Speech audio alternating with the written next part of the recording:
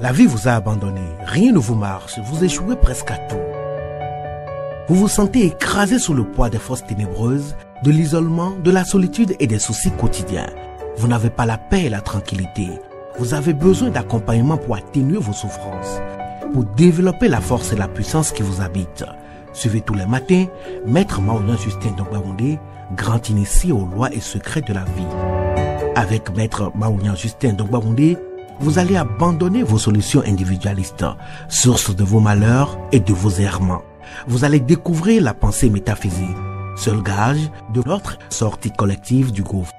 Vous allez retrouver le chemin du mieux-être et de la joie de vivre. Message du Maître, un espace commun aux bâtisseurs d'une vie heureuse sur la terre. Mesdames et messieurs, hommes et femmes qui peuplent la terre, mes frères et mes sœurs bâtisseurs de tous horizons, à vos différents grades, degrés et qualités. Je voudrais prendre ici la parole pour exprimer à chacun et à tous ma profonde et sincère reconnaissance pour vos soutiens de tous les instants. Je voudrais, pour le compte de cette 10e saison, poursuivre avec vous le voyage qui nous conduit au cœur des systèmes de croyances existants dans le monde pour vous aider à découvrir d'une part ce qui se cache derrière ce que vous croyez comprendre de ce que l'on vous dit. Vous aider à découvrir d'autre part les effets directs de ces systèmes de croyances sur la vie des hommes et l'avenir des sociétés humaines, celles de l'Afrique contemporaine notamment. Dans mon message de ce jour, nous allons découvrir quelques effets de la rencontre entre Galilée et le cardinal Barberini, devenu plus tard pape de l'Église catholique romaine.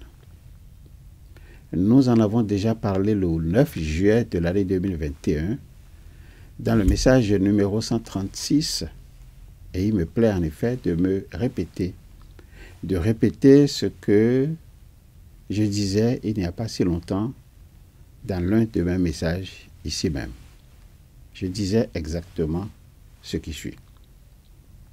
Derrière cette flétrissure longtemps entretenue et qui reste peut-être d'actualité sous d'autres apparences, vous avez certainement découvert une seule fonction recherchée par l'Église: construire son identité religieuse, asseoir son pouvoir sur la base d'une supposée juste croyance afin de soutenir les dogmes naissants, intéresser les christicoles et entretenir leur foi. Un processus d'élaboration de la figure maléfique de l'hérétique a été conçu et mis en œuvre. Dès lors, l'hérésie a cessé d'être une simple erreur de foi pour devenir un crime contre la puissance publique. Les hérétiques sont alors traités comme des ennemis par excellence du pape et de la société chrétienne. Leur peine évoluait selon le lieu et selon le temps. Ici, ils sont excommuniés, leurs biens privés confisqués, donc non transmissibles à leurs héritiers. Là, tous ceux qui tentaient d'héberger des hérétiques ont leur maison brûlée. Là encore, ils ont été nombreux à être arrêtés, jugés en place publique, flagellés, puis exilés pour avoir refusé, pour certains, de croire en ce que le pain et le vin pouvaient remplacer le sang et le corps du Christ. Ailleurs, la peine du feu avait été décrétée et les hérétiques étaient systématiquement brûlés. L'histoire retient des figures emblématiques comme Galilée et bien d'autres qui ont été condamnés et châtiés pour leurs opinions émises contre les dogmes de l'Église catholique. Voilà ce que je disais il n'y a pas si longtemps. À la suite de cet énoncé, donc de ce message que je viens de vous rappeler, et dont vous vous rappelez certainement vous aussi, je vous ai invité à suivre un bout de film intitulé « Galilée ou l'amour de Dieu », film qui retrace le procès subi par Galilée devant l'Inquisition.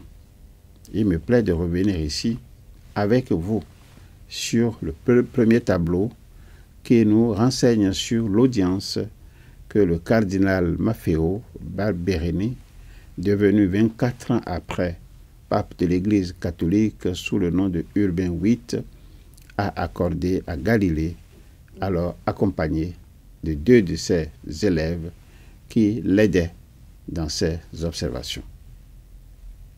Suivons cette image. Cardinal Barberini, vous connaissez sans doute ma compagne Marina. Mes 2 élèves, Benedetto Castelli, Mario Guiducci, qui m'ont beaucoup aidé dans mes mesures de rotation. 3 mois d'observation, si vous voulez bien me suivre.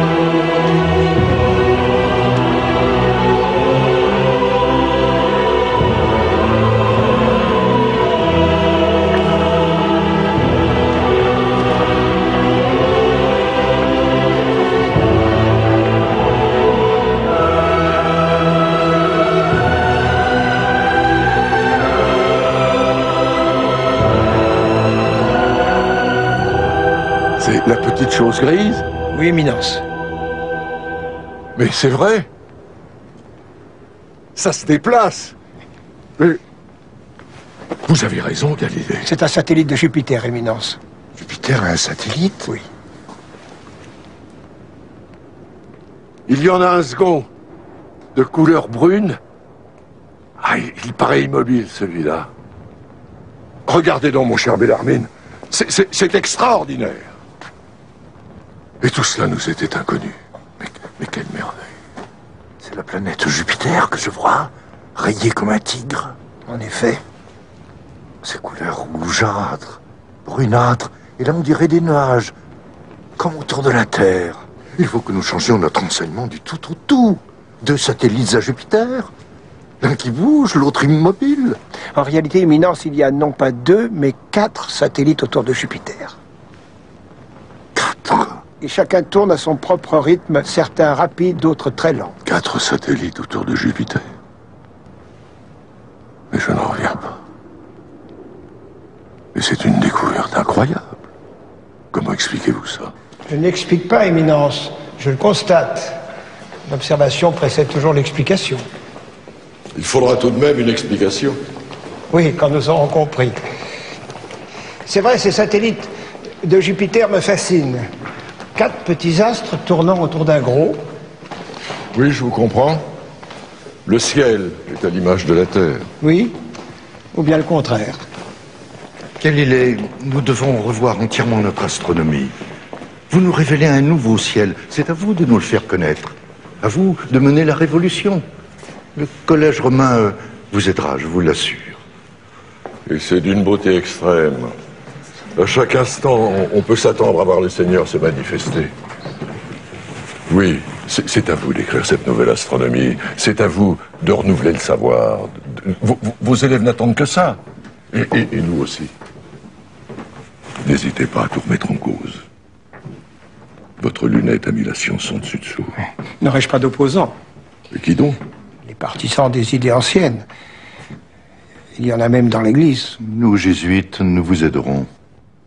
L'Église est moins conservatrice qu'on ne le dit. Allez-y hardiment. L'Église doit porter le savoir. Ayez confiance en l'Église et en nous.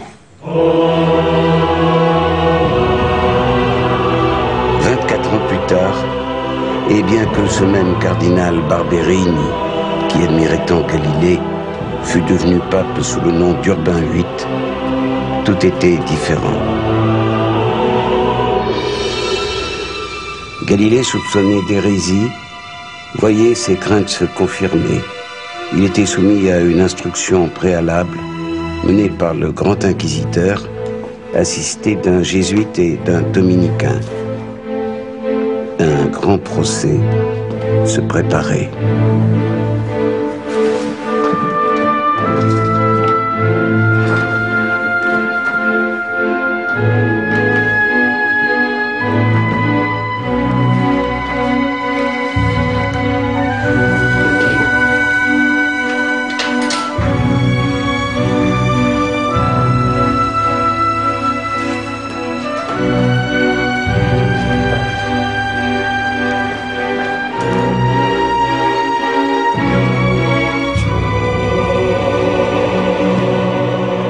Maître Galilée, en ma qualité de grand inquisiteur désigné pour lutter contre l'erreur et la dépravation, j'ai été chargé par le Très Saint-Père de vous interroger sur les crimes et délits que vous avez commis contre la religion et la Sainte Église. Je n'ai commis aucun délit ni aucun crime contre la religion ni contre l'Église.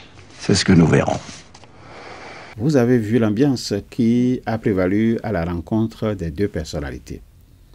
Vous avez vu l'enthousiasme et la joie manifeste du cardinal devant Galilée, aller pour lui présenter la lunette astronomique dont il venait de faire la découverte. Vous avez noté, comme moi, la sincérité affichée par les deux parties, je veux dire Galilée et son hôte. Vous avez vu le cardinal plonger son regard dans la lunette, puis s'exclamer, je vais le citer. « Mais oui, c'est vrai, ça se déplace. Vous avez raison, Galilée. » Voilà ce qu'il disait. Retenez avec moi cette appréciation qui me paraît fondamentale, et sur laquelle je reviens. Il a dit, c'est vrai, ça se déplace. Vous avez raison, Galilée. Vous avez entendu ce dernier, j'ai nommé Galilée, apporter la précision suivante. Je le cite. C'est un satellite de Jupiter, éminence. Voilà ce que Galilée a dit. Vous avez vu le cardinal reprendre aussitôt la parole pour interroger. Jupiter a un satellite? Voilà la question qu'il a posée, avant d'enchaîner sur un ton de vérité qui affiche son retard, à défaut de parler de son ignorance. Il a dit, c'est extraordinaire. Mais tout cela nous était inconnu. Quelle merveille! Il faut que nous changions notre enseignement du tout au tout. 4 satellites autour de Jupiter, c'est une découverte incroyable. Comment expliquez-vous cela? C'est cette question qui a terminé son développement. Et à cette question, vous avez vu avec quelle élégance Galilée a apporté la réponse, c'est ça je le cite. Je n'explique pas, éminence, je constate. L'observation précède toujours l'explication. Fin de citation. Retenez cette importante affirmation et demandez-vous ce que vous avez observé dans vos religions respectives et ce que vous expliquez. Si en toute conscience, vous n'avez rien observé, arrêtez donc vos explications. Si vous n'êtes pas sûr que ceux qui tentent de vous expliquer ce qu'ils n'ont pas observé eux-mêmes, dites-leur gentiment de repartir observer avant de venir maintenant vous expliquer ce qu'ils ont vu. Je n'explique pas, éminence, je constate. L'observation précède toujours l'explication, disait Galilée, en présence de celui qui s'exclamait en ces termes. Celui-là, c'est le pape Urbain VIII. C'est extraordinaire, mais tout cela nous était inconnu. Quelle merveille! Il faut que nous changions notre enseignement du tout au tout. 4 satellites autour de Jupiter, c'est une découverte incroyable. Fin de citation. Il faut que nous changions notre enseignement du tout au tout. C'était là la promesse qu'avait faite à Galilée, celui-là même qui deviendra plus tard le pape de l'Église sous le nom de Urbain VIII. Nous allons nous arrêter ici pour prendre le temps de digérer ce que nous venons de vivre en moins de 5 minutes. Si cela suffit pour changer votre vie, n'hésitez pas de changer du tout au tout l'enseignement que vous aviez reçu par le passé. En attendant le prochain message, qui nous réserve d'autres surprises, je vous demande de continuer à vous familiariser avec cette invocation simple. Invocation à répéter chaque matin, 5 heures de préférence, et à intervalles réguliers de 2 heures jusqu'à 21 heures. Veuillez bien répéter cette invocation après moi. Au commencement était la pensée. Au commencement était la pensée. La pensée se manifesta sous la forme d'idées. La pensée se manifesta sous la forme d'idées. L'idée prend corps dans notre conscience et se traduit par la parole, le geste ou l'écriture. L'idée prend corps dans notre conscience et se traduit par la parole, le geste ou l'écriture. Cette parole projetée sur la matière devient notre action. Cette parole projetée sur la matière devient notre action. Je suis donc pensée, parole et action. Je suis donc pensée, parole et action. Alors, si regarder en arrière vous cause du chagrin et regarder en avant vous inspire de la crainte, je vous suggère tout simplement de regarder tout près de vous, à côté de vous. J'y suis. Je, c'est l'ISEP. L'ISEP pour vous accompagner dans vos désirs respectifs d'apprendre à capitaliser ce qui vous permet de vous éloigner des systèmes d'endoctrinement et de falsification de la vérité. L'ISEP pour vous accompagner dans vos désirs respectifs d'apprendre à assurer à travers vos comités de défense de la vie, assurer la promotion de la pensée métaphysique qui aujourd'hui reste l'alternative crédible, la seule d'ailleurs, pour fonder, selon ce que le pape Jean-Paul II a dit, pour fonder le concept de la dignité humaine, et moi j'ajouterais, et bâtir une vie heureuse sur la terre.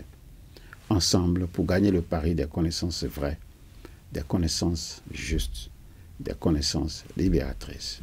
Au revoir. À bientôt. La vie vous a abandonné, rien ne vous marche, vous échouez presque à tout. Vous vous sentez écrasé sous le poids des forces ténébreuses, de l'isolement, de la solitude et des soucis quotidiens. Vous n'avez pas la paix et la tranquillité. Vous avez besoin d'accompagnement pour atténuer vos souffrances, pour développer la force et la puissance qui vous habitent. Suivez tous les matins Maître Maoulian Justin Dongbaoundé, grand initié aux lois et secrets de la vie. Avec Maître Maoulian Justin Dongbaoundé, vous allez abandonner vos solutions individualistes, source de vos malheurs et de vos errements. Vous allez découvrir la pensée métaphysique, seul gage de notre sortie collective du gouffre. Vous allez retrouver le chemin du mieux-être et de la joie de vivre. Message du Maître, un espace commun aux bâtisseurs d'une vie heureuse sur la terre.